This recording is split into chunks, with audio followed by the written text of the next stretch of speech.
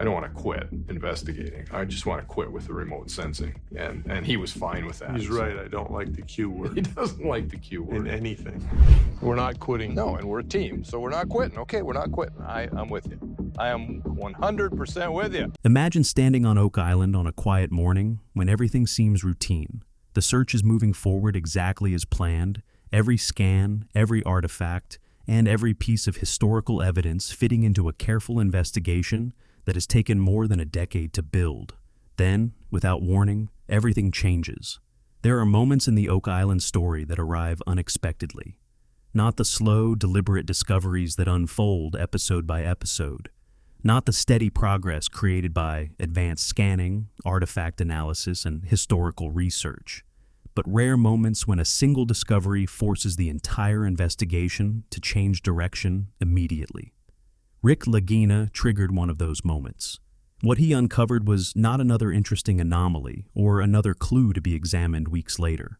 It was a discovery so unusual, so much larger than anyone expected, that normal investigative procedures no longer seemed sufficient. Crew members were redirected, equipment was reassigned, and a carefully planned schedule suddenly became an urgent operation.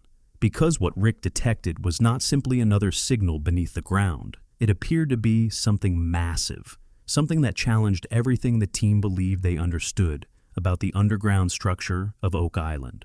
But before we reveal what Rick found, make sure to subscribe to the channel and turn on notifications, because every week we bring you the most fascinating discoveries, hidden mysteries, and scientific investigations from around the world.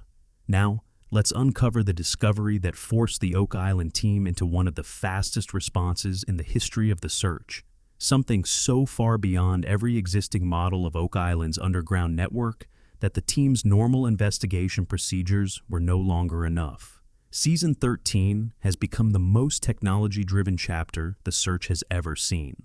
High-resolution underground mapping has created detailed three-dimensional images of areas that were once impossible to visualize. Laboratory testing has allowed recovered materials to be examined with a level of accuracy that replaces speculation with measurable evidence. Structural engineering studies have also given the team a far clearer understanding of what may lie beneath the island than any previous generation of treasure hunters could have imagined. Yet Rick Lagina has never relied on technology alone. While the scientific data guides the investigation, Rick brings something different to the search. Years of studying Oak Island's history, theories, artifacts, and countless discoveries have given him an instinct that cannot be measured by any machine. His greatest strength is not simply analyzing information, but connecting it, bringing together historical records, physical evidence, and scientific results into a single picture that often points toward possibilities others might overlook. That instinct led him somewhere unexpected. Instead of following a scheduled survey, Rick chose to conduct what the team often refers to as a walkover, a simple ground inspection without large equipment or complicated scanning systems. He slowly crossed an area that had not been selected for detailed investigation, observing the landscape the old-fashioned way, trusting years of experience and familiarity with the island rather than staring at computer screens or digital models. Nothing unusual could be seen on the surface, but the handheld instrument he carried told a very different story. As Rick passed over one particular section of ground, the device suddenly displayed an unusually strong reading. He paused, looked at the screen, and scanned the same spot again. The result became even stronger. That was the moment everything changed. The device Rick was using was a portable electromagnetic induction detector, a field instrument designed to identify changes in the electromagnetic properties of materials hidden beneath the surface. Although it cannot match the depth or detail of the sophisticated survey systems used during major excavations, it serves a different purpose. It delivers immediate feedback, allowing experienced operators to recognize underground anomalies that deserve closer examination. Rick has spent years using this equipment across Oak Island. He understands how the instrument normally behaves in the island's unique geological conditions. He knows which readings are caused by natural rock formations, and which are simply background variations. More importantly, he knows when the numbers suggest something that should not be there. This was one of those moments. The signal wasn't just slightly higher than normal, it was dramatically stronger than anything Rick had previously encountered. The electromagnetic contrast was so intense that it approached the upper limits of the instrument's measuring range. To rule out an error, Rick repeated the scan. He shifted position, changed his angle, and passed the detector over the area again. The reading remained exactly where it was. He tried once more from another direction. The signal stayed locked in place. It wasn't drifting. It wasn't fading. It wasn't the result of interference or an awkward measurement angle. Every pass confirmed the same conclusion. Whatever lay beneath the ground was exceptionally large. Even allowing for the detector's limited ability to define exact boundaries, the anomaly clearly extended well beyond the size of an ordinary buried object. Rick stood silently for several moments. His eyes moved from the detector to the ground beneath his boots and back to the display once again, as if trying to understand what he was seeing before accepting it. Then he reached for his radio. His message was short. There was no excitement in his voice, no exaggeration, no attempt to create drama for the cameras, only complete confidence. "I need everyone at my location immediately. We've found something we've never encountered before." The response was almost instantaneous. Within moments, crew members began leaving their assigned work. Equipment was redirected, and the carefully planned schedule for the day was set aside. The urgency of the team's reaction revealed something important. They trusted Rick's judgment. After years of working together, they understood that he would never interrupt the entire operation unless he believed the discovery truly demanded immediate attention.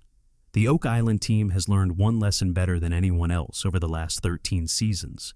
They don't rush to conclusions. Years of false alarms, misleading signals, and disappointing excavations have taught them to approach every new discovery with patience and discipline. Every anomaly is documented, verified, and investigated through a carefully planned process. Excitement never replaces evidence, but this discovery was different. The moment Rick explained what his handheld instrument was detecting, the team's usual methodical approach shifted. It wasn't fear or uncontrolled excitement that spread through the crew. It was the immediate realization that this signal didn't resemble anything they had encountered before. This wasn't another anomaly waiting to be added to a growing list of future investigations. It demanded attention immediately. Within minutes, the day's priorities changed completely. Survey equipment that had been assigned to the T1 shaft was redirected to Rick's location. The drilling crew paused its scheduled work and moved to support the new investigation. Specialists who had been analyzing previous discoveries were called into the field without delay.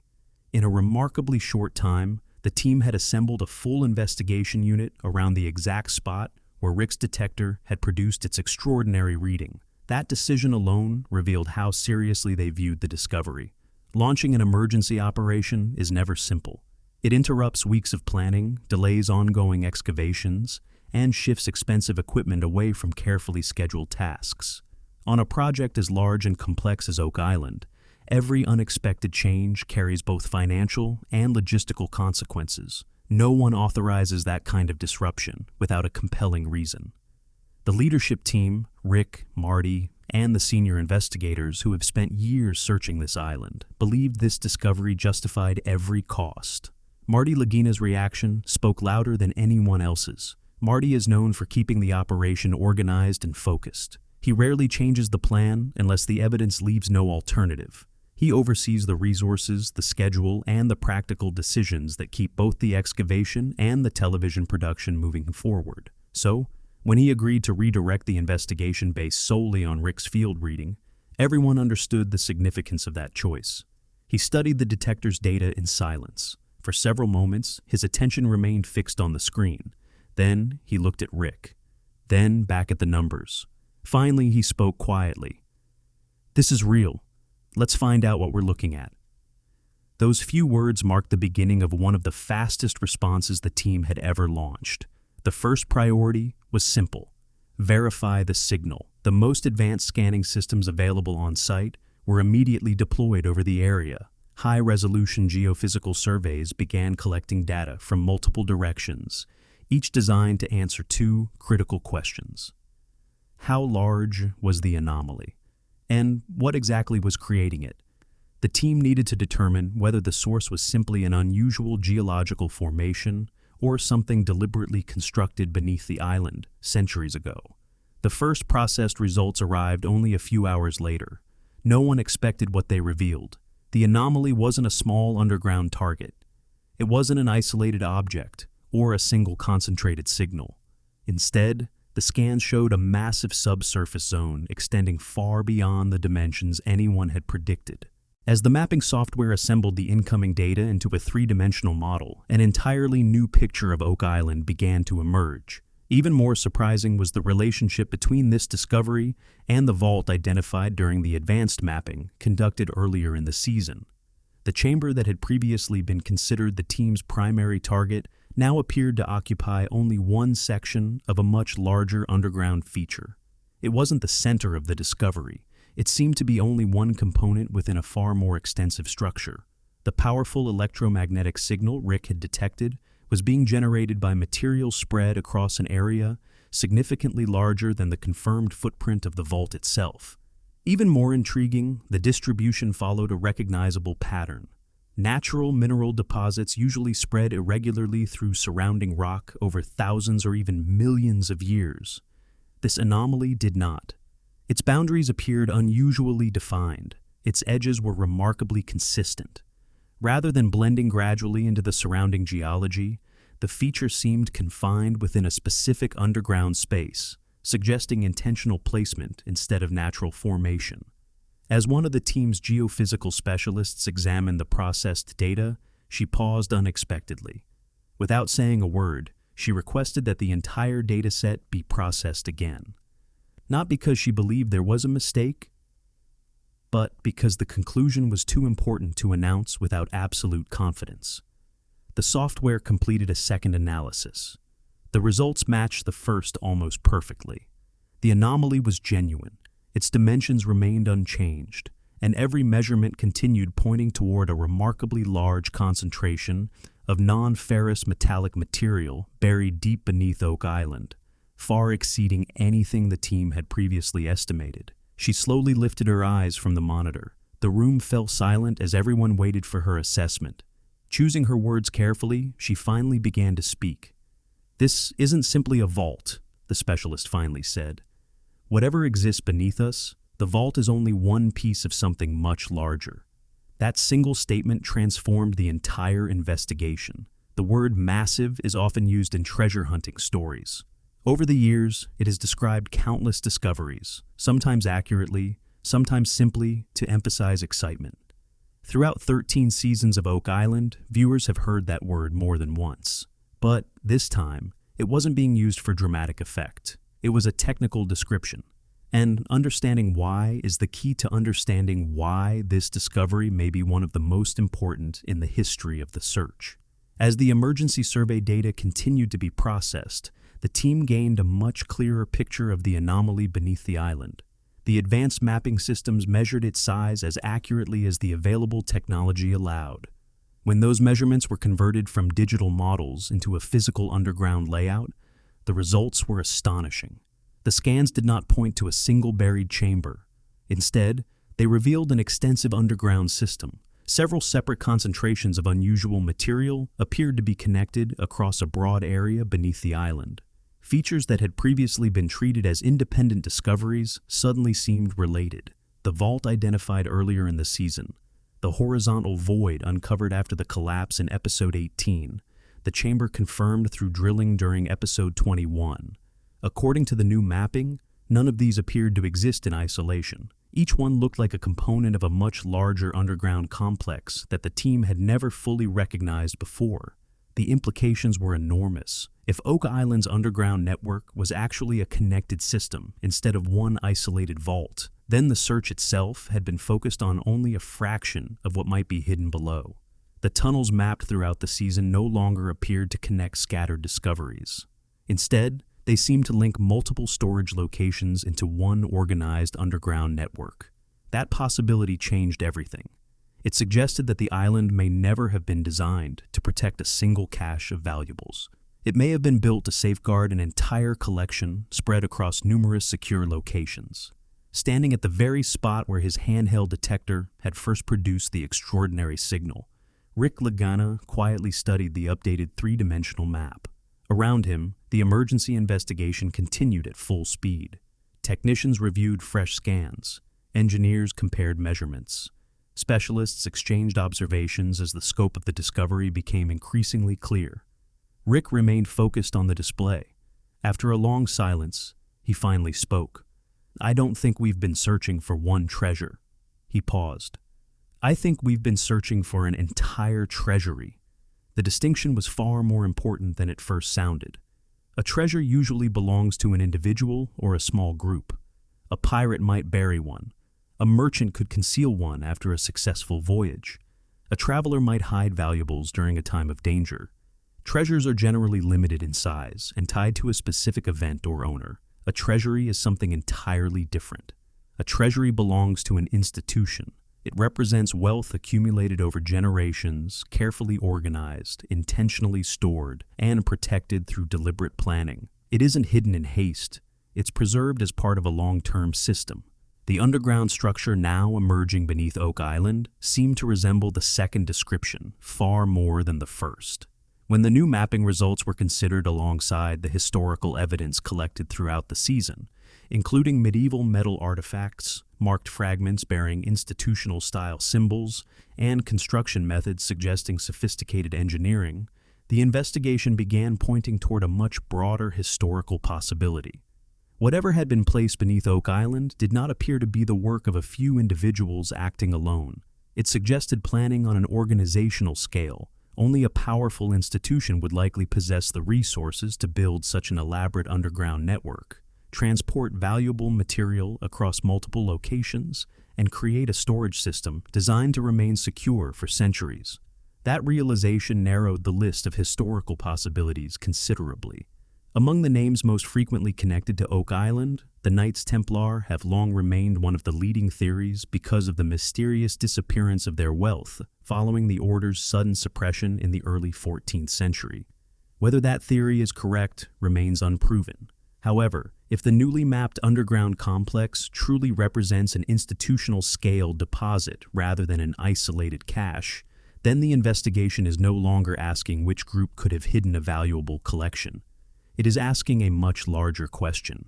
Which historical organization possessed enough wealth, enough engineering capability, and enough reason to construct an underground system of this magnitude? After reviewing the updated mapping model for several minutes, one of the team's historical researchers finally broke the silence. She spoke carefully, choosing every word with the caution expected of someone accustomed to separating evidence from speculation. "The dimensions of this underground system," she said, "are consistent with one particular historical possibility." She paused before continuing. "A major medieval institution relocating and concealing its primary treasury, not a small portion of its wealth, but the central collection accumulated over generations." The room fell silent once again. Because if that interpretation proved correct, the Oak Island mystery had just entered an entirely new chapter. If that conclusion ultimately proves to be accurate, then the discovery beneath Oak Island represents far more than a remarkable treasure find. It would rank among the most important archaeological discoveries ever investigated, and that realization changes everything. The confirmation of an underground complex on this scale doesn't simply affect the next stage of excavation. It completely reshapes the future of the entire Oak Island project. The excavation strategy the team has relied on until now was built around reaching a single primary target. The T1 shaft remains the most practical route toward the vault already identified through previous surveys, and that objective hasn't changed. What has changed is the understanding of what surrounds it. The emergency mapping indicates that the vault may be only one section of a much larger underground system. If that's true, recovering and documenting the entire site can no longer be accomplished through one shaft or within a single season. The project has become significantly larger than anyone originally anticipated. Multiple access points may eventually be required. Additional survey zones will need to be established. Every new section will have to be carefully documented before excavation begins. This is no longer a straightforward search. It has become a long-term archaeological undertaking. Rick Lagina immediately recognized what that meant. Unlike many people focused only on the excitement of discovery, Marty has always viewed Oak Island through the lens of planning, logistics, and execution. He understands the scale of major operations and knows that discoveries of this magnitude demand patience above all else. After reviewing the new information, his conclusion was simple.